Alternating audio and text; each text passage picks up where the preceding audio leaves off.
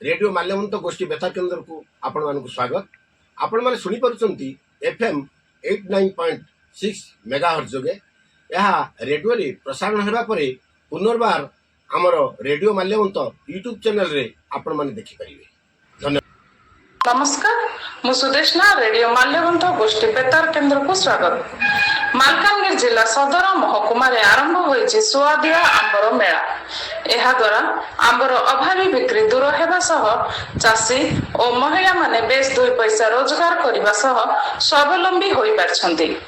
मालकानगिरी सहरर स्थानीय पुराना मेडिकल पड़िया एबे पाचिला आंबर महकरे महकुछि।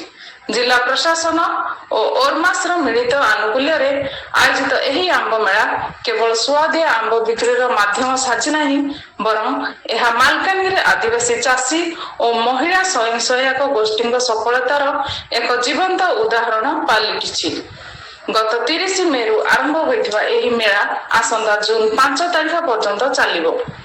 एही मेला को आनुष्ठानिक भावे उद्घाटन करी अतिरिक्त जिलापाल राजस्व बेदबर प्रधान कहिसंती आम जिलार प्राकृतिक परिवेश उत्पन्न आंबर चाहिदा बहुत रहिछि।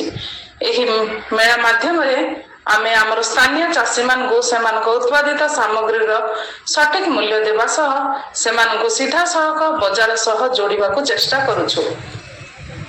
एहा द्वारा जिलार आर्थिक विकास आहुरी मजबूत हेबो।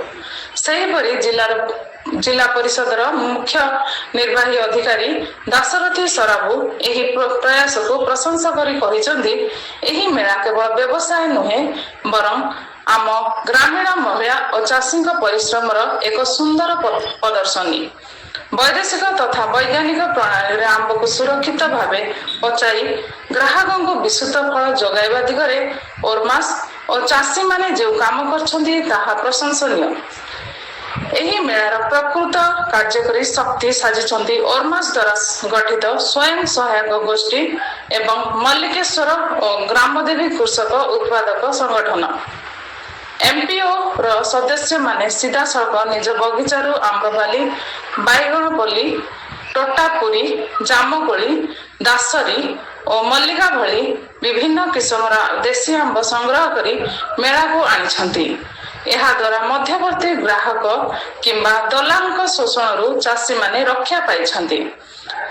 अन्यपटे केवल कंचा किंबा पाचिला आंब नुहे एसएचजी रो महिला माने निज हाथर जादू देखाई आंबरू प्रस्तुत करछंती विभिन्न स्वादिया पानीय। मेला को आसुथिबा लोकंक पई से माने निजे तयारी करिथबा खट्टा मिठा आंब बुणा एवं मैंगो से परसुछंती जहा ए ग्रीष्म ऋतुरु लोकों को बेस आकृष्ट करुछि। यह सही महिला मानक पई एक बड़ स्वावलंबन और रोजगार पंथा साजिछि। ओरमासर मुख्य कार्यनिर्वाही अधिकारी स्वस्तिका प्रधान प्रत्यक्ष तदारखरे एही समग्र मेला परिचालित हेउछि। तांका सह व्यवसाय परिचालक जितेंद्र कुमार पात्र, अमित कुमार, एफपीओ संयोजिका ममता महापात्र और श्याम मुदुली प्रमुख दिन राति एही कार्य सहयोग करछंती।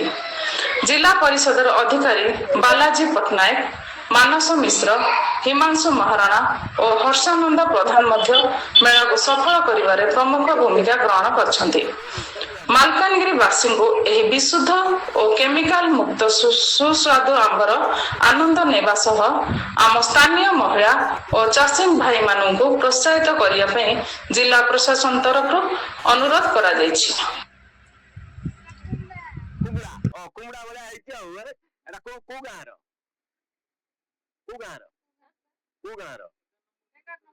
एमबी 11 नंबर रे आ ताऊ कोन भेट आंब सब तुरी आंब लखे टका आंब से तो बिक्री हेला 30,000 हां बुझले हां एटा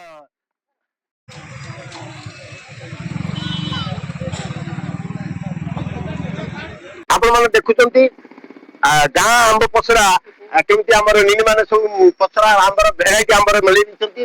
आमर मैंगो फेस्टिवल हवा को जाउची आमर मालकानगिरी टाउन रे आसु विभिन्न अंचल आनिचंती एसो एटा होची कोन कुमड़ा आंब